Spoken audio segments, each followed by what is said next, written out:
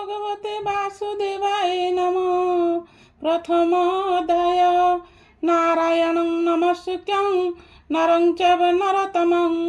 देवीं सरस्वतीं व्यासं ततो जयमुदीरयेत्। मूकं करोति वाचालं पङ्गुलङ्घयते गिरिं यत्कृपातमहं वन्दे परमानन्दमाधवम्। गोविन्द गोविन्द गोविन्द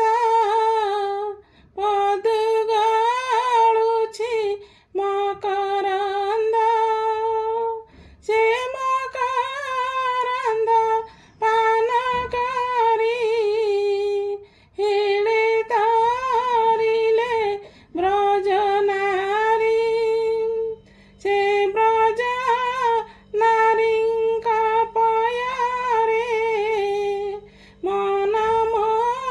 ଥାଉ ନିରନ୍ତରେ ମନ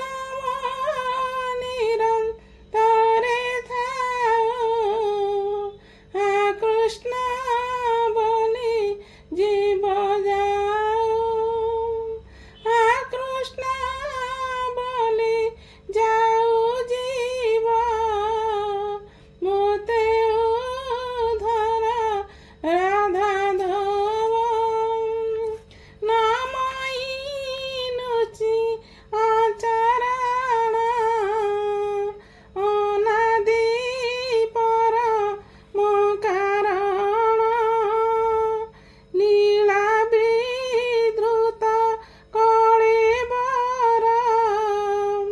देव मानव अगोचर माया संसारे जार लीला जानाम भव जले भेड़ा करुणा कटाक्ष प्रकाशे भक्त जन दुःख नाशे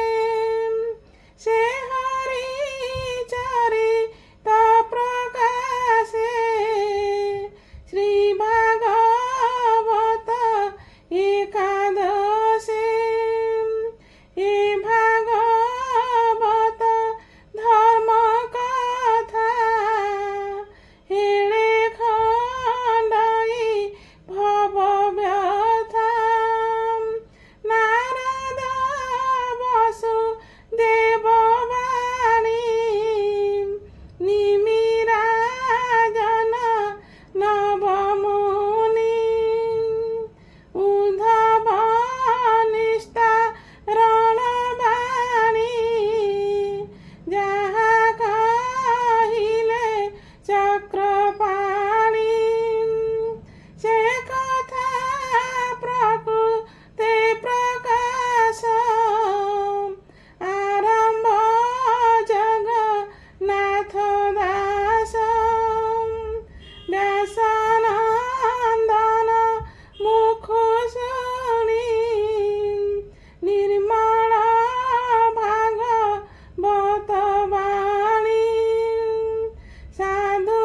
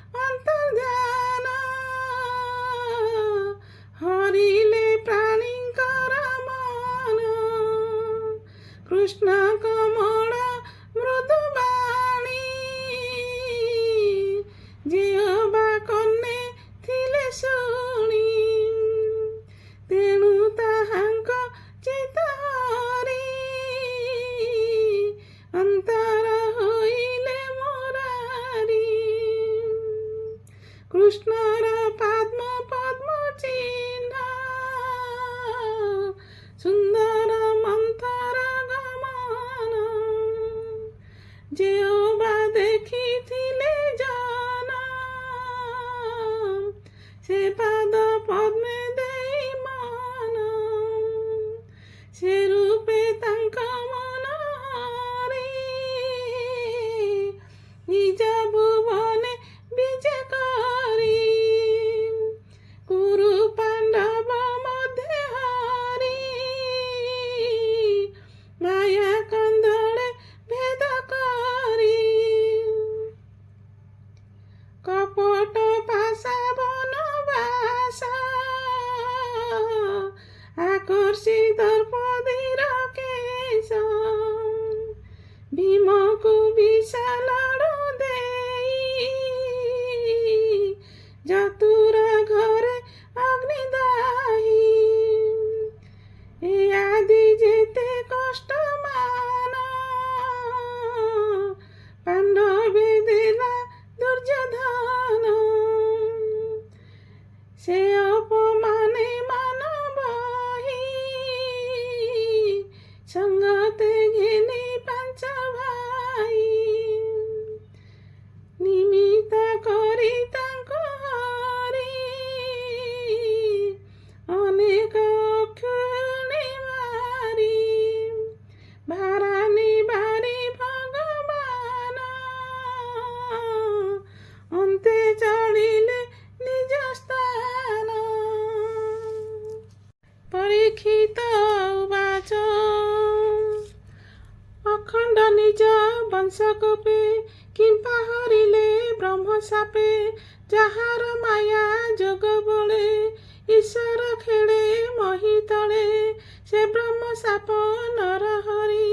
হেଳେ পারই আন করি সর্বসম্পত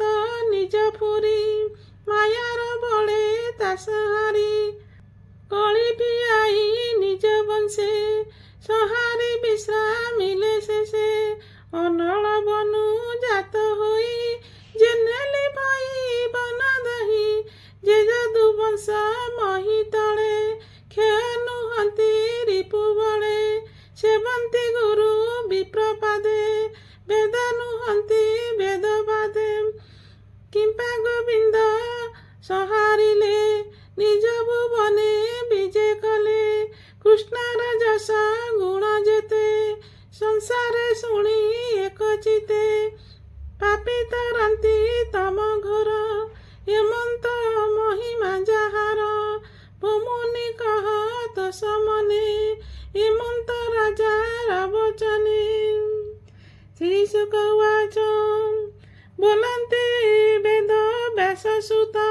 शुण हे कृष्ण रचरित जनमोहन मायाधर प्रकाशी माया कलिबर नाना विचित्र कर्म करी कंदले निज वंश मारी काहार साध ए व्यवहार शुणसु मने नृपवर कଳି कलुष निवारण संसारे स्थापी যশ গুণ এবে গোবিন্দ কলে যেতে কহিবা শুণ একচিতে যাদব বল নাশ অর্থে গোবিন্দ বিচারিলে চিতে একাদশ স্কন্ধ বিপ্রে যে থিলে নিজ দেশে শ্রীকৃষ্ণ দর্শନ লাଳସେ ବିଶ୍ୱାମିତ୍ରଙ୍କୁ ଆଗ କରି ଶ୍ରୀ ବାମଦେବ ବ୍ରହ୍ମଚାରୀ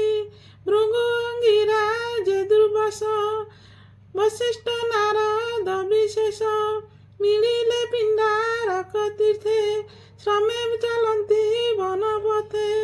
ହେମନ୍ତ କୃଷ୍ଣର କୁମାର ଆନନ୍ଦ ସମୁଦ୍ରର ତୀର ସକଳ ଏକ ସ୍ଥାନେ ମିଳି ରଙ୍ଗେ କରନ୍ତି ନାନା କେଳି ସାମ୍ବର ନାରୀ ବେଶ ସାମ୍ବକୁ ନାରୀ ବେଶ କରି ଅନେକ ଅଳଙ୍କାର ଭରି ପ୍ରସବ ଗର୍ଭ ପ୍ରାୟ କରି ଉଦରେ ଲହ ପାତ୍ର ଭରି ଚାଲଇ ଚରଣ ମନ୍ଥରେ ଶ୍ରମେ ଘୃମିତ କଳେ ବରେ ମୁନିଙ୍କୁ ଲାଜ ପାଇ ଅନ୍ତରେ ଅଧମୁଖ ହୋଇ ରହିଲା ଲତା ଅଭ୍ୟନ୍ତରେ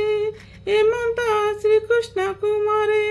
ମୁନିଙ୍କ ପାଶେ ଯାଇ ଧୀରେ କର ଯୁଗଳ ଦେଇ ଶିରେ କୋମଳ ମଧୁର ବଚନେ ବୋଲନ୍ତି ଶୁଣ ବିପ୍ରଜନେ ଯାଦବ ବଂଶ ନାରୀ ଏହି ଅନେକ ଦିନୁ ଗର୍ଭ ବହି ପ୍ରସବ ନୁହେଁ କି କାରଣେ କହିଲୁ ତୁମ୍ଭର ଚରଣେ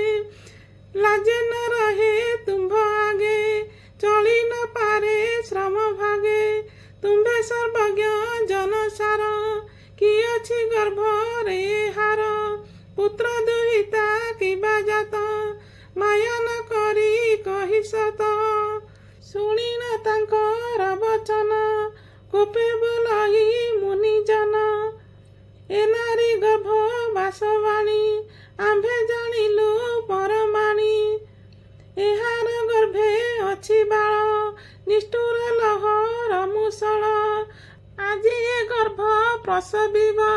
ତୁମ୍ଭର ବଂଶ ବିନାଶିବ କୁଳ ସମୂଳେ କରି ନାଶ ଭୂମିରେ ଯେତେ ଯଦୁବଂଶ ଏମନ୍ତେ କହି ଗଲେ ମୁନି କୃଷ୍ଣ କୁମରେ ତାହା ଶୁଣି ବଜ୍ର ପଡ଼ିଲା ଜେନେ ମୁଣ୍ଡେ ଶାମ୍ବକୁ ଘେନି ରାଜଦାଣ୍ଡେ ଦକ୍ଷିଣେ ଲହ ପାତ୍ର ଫେଇ ପେଟେ ଖୋଜନ୍ତି ହସ୍ତ ଦେଇ କର୍କଶ ପିଙ୍ଗଳ ପିଛଳ ଦେଖିଲେ ଲହର ମୁଷଳ ଗର୍ଭ ପଡ଼ିଲା ବଜ୍ର ପ୍ରାୟେ ଦେଖି କମ୍ପିଲେ ମହାଭୟେ ଲହ ମୁଷଳ ତେଜ ଭରେ ଚକ୍ଷୁ ବୁଝିଲେ ନିଜ କରେ ବୋଲନ୍ତି କଲୁ ମନ୍ଦ କର୍ମ କିବା ବୋଲିବେ କୃଷ୍ଣ ରାମ ଏମନ୍ତେ ଗୋବିନ୍ଦର ସୁତେ ଲହ ମୁଷଳ ଘେନି ହସ୍ତେ ଉଗ୍ରସେନର ସଭା ତଳେ ମିଳିଲେ ହୃଦୟ ଚଞ୍ଚଳେ ଲହ ମୁଷଳ ତଳେ ଥୋଇ କହନ୍ତି ସଭା ମୁଖ ଚାହିଁ ଆମ୍ଭେ ଯେ କ୍ରୀଡ଼ା କୌତୁକେ ଖେଳନ୍ତି ତୀର୍ଥେ ପିଣ୍ଡାରକେ ଶାମ୍ବକୁ ନାରୀ ବେଶ କରି ଉଦରେ ଲହ ପାତ୍ର ଭରି ମୁନିଙ୍କୁ ପଚାରିଲୁ ଭାବେ ଏ ଗର୍ଭେ ପ୍ରସବ ପ୍ରସ୍ତାବେ ଶୁଣି କପିଲେ ମୁନି ଭ୍ରମେ ବନ ଗହନ ପଥ ଶ୍ରମେ ବୋଇଲେ ଗର୍ଭେ ଅଛି ବାଳ ନିଷ୍ଠୁର ଲହର ମୁଷଳ ଭୀମର ଲହ ମୁଷଳ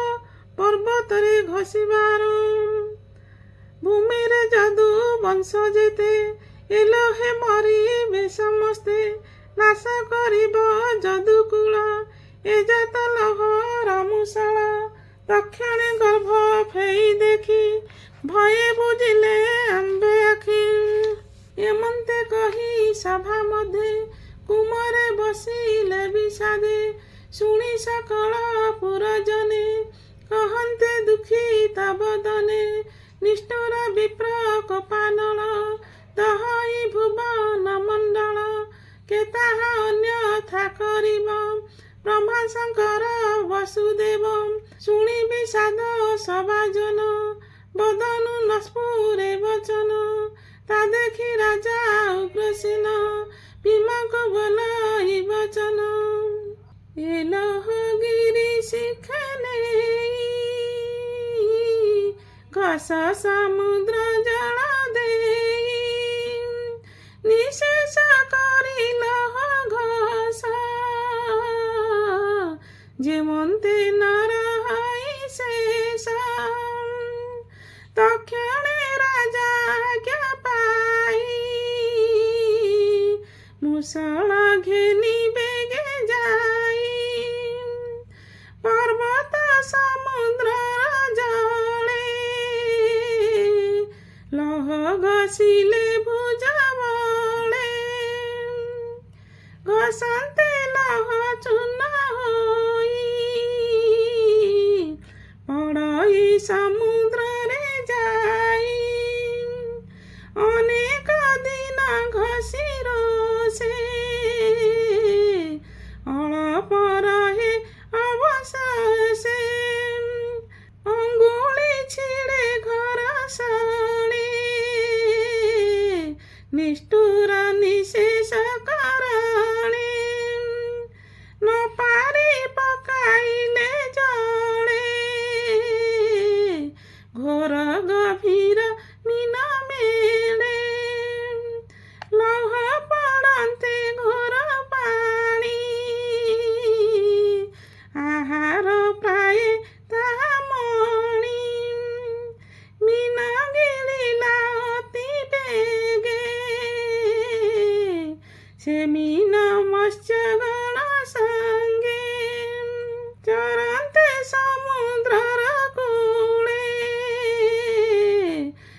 ମଲେ ପଡ଼ିଲେ ରାତ୍ର କାଳେ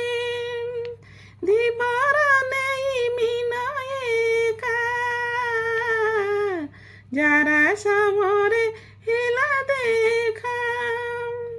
ମିନ କାଟନ୍ତେ ତାର ଘରେ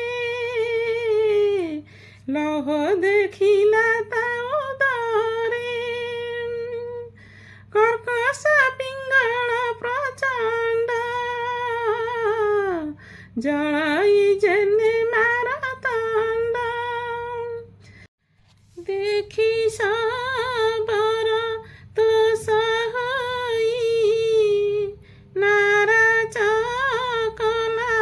ତାହା ନେଇ ବାଣର ମୂଳେ ତୀକ୍ଷ୍ଣ ଫଳ ତେଜେ କି ଜଳ ହିୟନାଳ ଜେଲହ ଚୂର୍ଣ୍ଣ ପଡ଼ିଥିଲା ସମୁଦ୍ର ଜଳରେ ଭାସିଲା ତୀରେ ଲଗାନ୍ତେ ଲହ ଚୂର୍ଣ୍ଣ ଜନ୍ମିଲା ଏର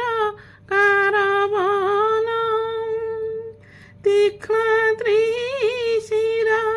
ଶେଷ ଭାବେ ଯେଣେ ଯାଦବେ ନାଶ ଯିବେ ଯେ କାଳ ରୂପୀ ଭଗବାନ ଜାଣଇ ସକଳ ବିଧାନ ଖେଳଇ ମାୟା ମୟ କଳ୍ପେ ସେ ପ୍ରଭୁ ଡରେ ବ୍ରହ୍ମ ସାପେ କୁଳ ବିନାଶ ହେତୁ କରି ଅବନି ଭାରା ହେଳେ ହରି ନିଜ ଭୁବନେ ଅବଧାନ ନିର୍ଲପ ପ୍ରଭୁ ଭଗବାନ ବୋଲଇ ବିପ୍ର ଜଗନ୍ନାଥ ଶ୍ରୀ ଏକାଦଶ ଭାଗବତ ଜାହ୍ନବୀ ତୀରେ ରାଜା গে ସୁଖ କହନ୍ତି ବ୍ରହ୍ମ ଭାଗେ ସଂସାରେ ତାରଣ ଏ ବାଣୀ ସୁଜନେ ତାର ଏହା ଶୁଣି ମନ୍ତ୍ରାହୁଡ଼ନେ ଯେତେ ଦୋଷ କ୍ଷମା କରିବ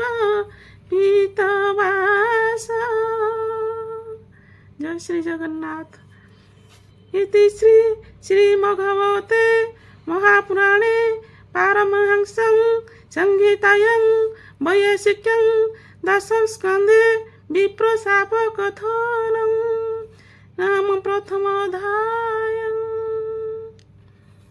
ओम नमो भगवते वासुदेवाय।